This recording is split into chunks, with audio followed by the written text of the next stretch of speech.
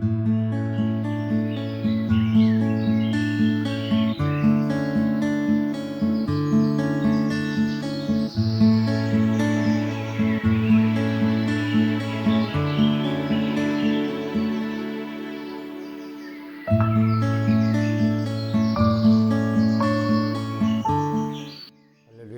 예수님의 사랑으로 성도 여러분을 사랑합니다.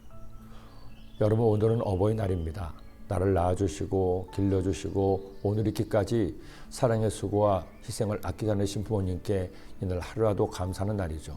그러나 아쉽게도 저는 부모님이 안 계십니다. 2년 전 홀로 계신 어머니마저 천국을 가셔서 어버이날이라도 감사할 부모님이 계시지 않습니다. 하지만 지금도 저 천국에서 저와 형제들을 위해 기도하실 부모님을 추억하며 감사를 드립니다. 그리고 그 부모님을 저에게 허락하신 하나님께 감사를 드립니다. 하나님이야말로 영원하신, 완전하신, 가장 사랑에 충만하신 저의 아버지이시기 때문이기도 합니다. 그런데 우리의 아버지 하나님은 그 자녀가 당신에게 간절히 기도하기를 원하십니다. 하나님은 우리의 아버지이시기에 자녀가 잘 되기를 바라시죠. 하지만 아무리 우리가 잘 살고 행복하게 살려고 해도 그것을 가로막는 많은 시련과 문제를 만납니다. 어떻게든 문제를 해결해 보려고 하지만 내 힘과 능력만으로 감당할 수 없는 시련을 만나기도 합니다. 바로 그때 하나님께서는 당신의 자녀가 하나님께 도와달라고 살려달라고 부르짖어 기도하기를 원하신다는 겁니다. 야훼여, 내가 깊은 곳에서 주께 부르짖었나이다. 주여 내 소리를 들으시며 나의 부르짖는 소리에 귀를 기울이소서. 여러분, 하나님의 백성이라도 문제를 만납니다.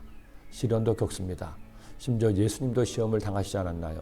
그러나 어떤 시련이 나를 덮친다 해도 우리는 절대 낙심하거나 포기해서는 안 됩니다. 우리에게는 좋으신 나의 아버지가 계시기 때문이죠. 힘들다고 불평하고 포기하는 것은 좋으신 아버지를 믿지 못하는 것이기 때문입니다. 그러니 어떤 시련을 만나도 할 일은 하나님께 기도하는 겁니다. 내 사정을 다 아버지께 부르짖어 말씀드리는 것이죠. 그런데 하나님께 기도할 때 한 가지 꼭 필요한 것이 있습니다. 이렇게 주님의 응답을 기다려야 됩니다. 나 곧 내 영혼은 야훼를 기다리며 나는 주의 말씀을 바라는도다. 파수꾼이 아침이 기다림보다 더 내 영혼이 주를 더 기다리나니 참으로 파수꾼이 아침을 기다림보다 더하도다. 야훼 하나님께서 나에게 응답하시기를 파수꾼이 아침을 기다리는 것보다 더 간절히 구해야 한다는 겁니다.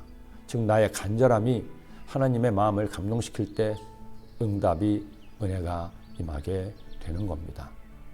지금 이 시대는 예전에 비해 소득이 높아지고 삶의 질이 향상되었습니다. 물론 어느 시대를 막론하고 지금이 제일 힘들다고 하지만 실제로 지난날과 지금은 경제적으로 많은 차이가 있습니다. 그런데 이처럼 사는 것이 나아지다 보니 우리의 믿음 생활에서 한 가지 점점 사라지는 것이 있습니다. 간절함이 사라지고 있습니다. 은혜를 사모하는 마음이 옅어졌습니다. 이전처럼 금식하며 철야하고 새벽을 깨우며 기도하는 간절함이 사라져가고 있습니다. 똑같이 기도하는데도 절규가 외침이 이전에 비해 부족합니다. 여러분, 예수님께서 많은 환자를 낫게 하실 때 그들의 무엇을 보셨나요? 그들의 믿음과 소원을 보셨습니다. 그들이 예수님을 믿는지, 그리고 주님의 마음을 감동시킬 만큼 간절한지, 낫기를 소원하는지 그것을 보시고 그들을 치료하셨습니다. 저는 우리 성도님들이 그 간절함을 회복하기를 소원합니다. 파수꾼이 아침을 기다리는 마음보다 더 간절히 하나님의 도우심을 기대한다면 하나님은 절대로 여러분의 부르짖음을 외면하시지 않습니다. 반드시 응답하시고 축복하십니다. 여러분 믿습니까? 내 믿음대로 될지어다. 아멘. 기도드립니다. 사랑의 주님, 파수꾼이 아침을 기다리는 것보다 더 간절히 주님의 은혜를, 주님의 응답을 사모하고 기대하는 저희들 모두가 되게 하여 주옵소서. 예수님의 이름으로 기도드립니다.